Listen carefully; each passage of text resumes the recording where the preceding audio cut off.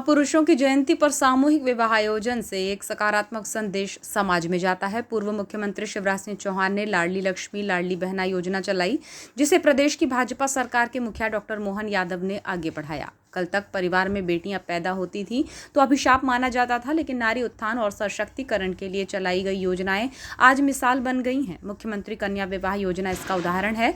अब माता पिता बेटियों के विवाह से मुक्त हुए हैं और सामूहिक विवाह में अनगिनत नवजोड़े विवाह सूत्र में आबद्ध होकर जीवन के नए सफर का आरंभ कर रहे हैं। ये बातें बालाघाट सिवनी संसदीय क्षेत्र की सांसद भारती पारधी ने 11 अप्रैल को तुरकर भवन में बालाघाट नगर पालिका परिषद द्वारा आयोजित कन्या सामूहिक विवाह समारोह के अवसर पर कही। आयोजित सामूहिक विवाह के तहत 168 जोड़ों का धार्मिक रीति रिवाजों के तहत विवाह संस्कार संपन्न कराया गया।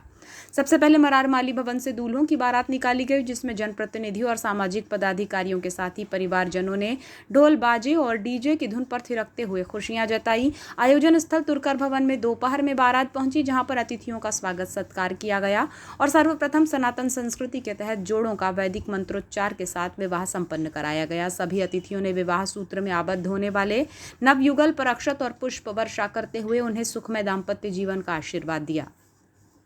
विवाह समारोह में सम्मिलित हुए नवजोड़े और परिवारजनों के साथ ही रिश्तेदारों के लिए पवार मंगल भवन में भोजन का प्रबंध किया गया था।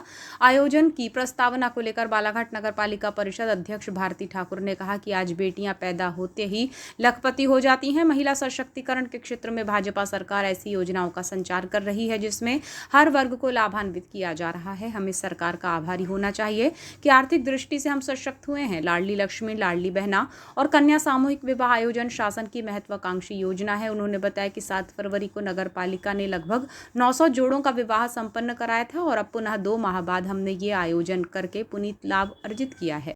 योजना जिसके अंतर्गत सरकार ने उन सभी कन्याओं की चिंता की जिसकी चिंता उनके माता पिता को हुआ करती थी। जन्म के साथ ही माता पिता को ये चिंता सताने लगती थी कि बड़े होने के बाद इसके विवाह का खर्च हम कैसे उठाएंगे। यूं तो बच्ची पैदा होते ही साथ लखपति हो जाती है, क्योंकि विभिन्न योजनाओं के तहत चाहे लाडली लक्ष्मी योजना कहें और अब तो लाडली बहना योजना और सामूहिक कन्या विवाह योजना और उसके अलावा भी मातृशक्ति को ध्यान में रखते हुए महिला सशक्तिकरण के क्षेत्र में ऐसी अनेक योजनाओं का संचालन किया जा रहा है, जिससे मातृशक्ति सशक्त हुई है। और उसी क्षेत्र में आज अगर हम सामूहिक कन्या विवाह योजना की बात करें तो लगातार हर निकाय में, निगम में, परिषद में, पंचायत में इस योजना के तहत अनेक जोड़े परिणय सूत्र में बंधते हैं, जिससे जो आर्थिक दबाव माता पिता पर पड़ता था उससे भी अब उन्हें मुक्ति मिल गई है। हम सबको हृदय से आभारी होना चाहिए हमारी भारतीय जनता पार्टी की सरकार के लिए, जिन्होंने चिन्हित करके ऐसी योजनाएं लाई हैं जिनका सीधा असर हमारे जीवन पर पड़ता है, जिससे हमारा जीवन का स्तर ना ही सिर्फ उठा है, सुधार भी आया है, बल्कि हम आर्थिक दृष्टि से मजबूत भी हुए हैं।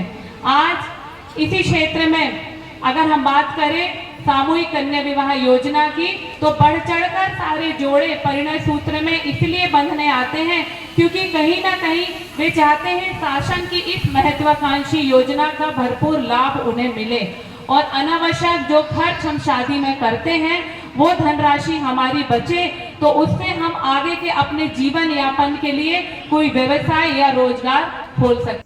सामूहिक विवाह आयोजन में उद्बोधन देते हुए सांसद श्रीमती भारती पारधी ने कहा कि मरार समाज के साथ ही देश के लिए आज का दिन महत्वपूर्ण दिन है। समाज को दिशा देने का काम विषम परिस्थितियों में महात्मा ज्योतिबा फुले और सावित्रीबाई फुले ने किया। 11 अप्रैल को सामूहिक विवाह आयोजन की परंपरा को सुचारू रखा गया है, ये प्रशंसनीय है। उन्होंने कहा कि भाजपा सरकार पूर्व की और नई योजनाओं के जरिए नागरिकों के जीवन स्तर को बदलने का प्रयास कर रही है। उदाहरण के तौर पर सामूहिक विवाह योजना की ग्रामीण परिवेश में माता पिता के लिए योजना लाभकारी है, जिसमें विवाह संस्कार संपन्न होने के साथ ही गृहस्थ जीवन शुरू करने के लिए सरकार सहायता के तौर पर राशि भी देती है।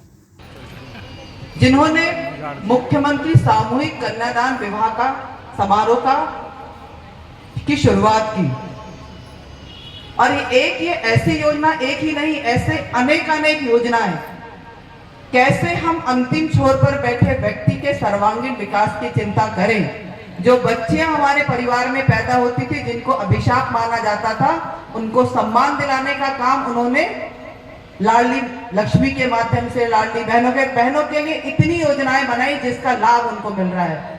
निश्चित तौर पर जिन परिवार में बच्चियां होती थी उनके शादी विवाह की चिंता भी माता पिता को सताती थी, और गरीब परिवार में ग्रामीण जीवन यापन करने वाले परिवारों में बेटी की जब शादी के लायक बेटी हो जाती है तो चिंता उनको सताती है। और निश्चित तौर पर कमाने खाने वाला व्यक्ति जब बेटी का विवाह करता है तो या तो कहीं से पैसा गिरवी लाता है, जमीन को रखता है, पड़ती रखता है, या फिर गिरवी रखता है, या फिर कर्जाबाड़ी करके पैसा लाता और अपनी बेटियों के हाथ पीले करता था।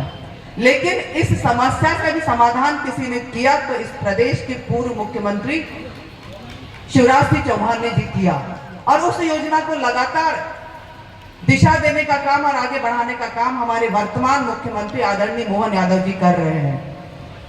मैं बहुत धन्यवाद देना चाहती हूं आप सबको कि आप नए जीवन में प्रवेश कर रहे हैं। इस योजना के माध्यम से आपको अपना नया जीवन शुरू कर।